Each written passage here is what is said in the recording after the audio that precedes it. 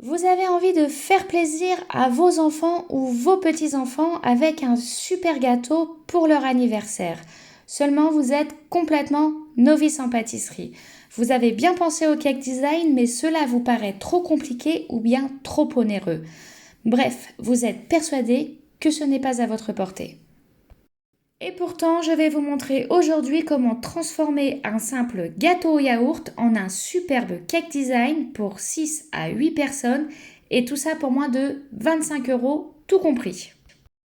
Pour ce faire, il vous faudra réaliser un gâteau au yaourt dont je vous mets la recette à l'écran. Chaque gâteau étant différent, vous trouverez les quantités nécessaires pour les réaliser sur les posts des tutos. Pour celles et ceux qui ont leur propre recette, aucun problème, il suffit juste de respecter les proportions.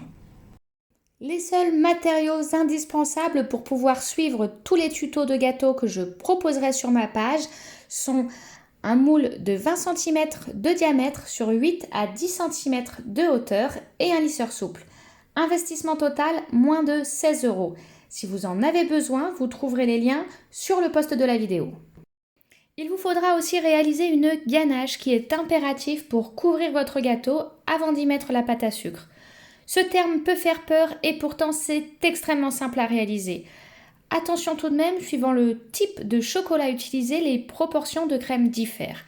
Mais ne vous inquiétez pas, vous trouverez toujours sur le post des vidéos les quantités pour chaque type de chocolat.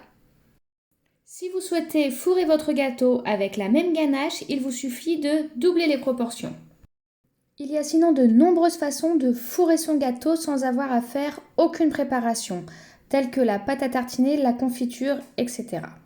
Attention toutefois, certaines préparations sont strictement interdites en fourrage dans le cake design, car elles représentent un réel risque d'intoxication alimentaire. Vous allez passer du temps à décorer votre gâteau et peu de préparations supportent de rester hors du réfrigérateur sans aucun risque. Réaliser ce type de gâteau requiert une bonne organisation, je vais donc vous donner quelques astuces pour arriver au jour J sans stress. L'anniversaire de votre enfant approche et vous commencez à réfléchir à ce qui lui ferait plaisir. Une fois le gâteau choisi, je vous conseille de regarder sur le post de la vidéo de celui-ci le matériel et les quantités de pâte à sucre nécessaires et de les commander. Si vous avez besoin d'investir dans un moule ou un lisseur souple, profitez-en. En ce qui concerne la préparation en elle-même, je vous conseille de réaliser votre gâteau et votre ganache à J-3. Vous pouvez ensuite les filmer et les conserver au réfrigérateur. Après une nuit au frais, votre gâteau sera beaucoup plus facile à découper.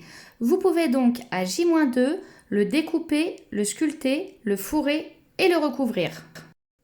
Pour que votre ganache soit assez facile à étaler sur votre gâteau, sortez-la une bonne demi-heure avant de vous en servir. Une fois recouvert, il est très important de remettre votre gâteau au réfrigérateur quelques heures. La ganache va ainsi pouvoir durcir et vous permettre de passer à l'étape suivante.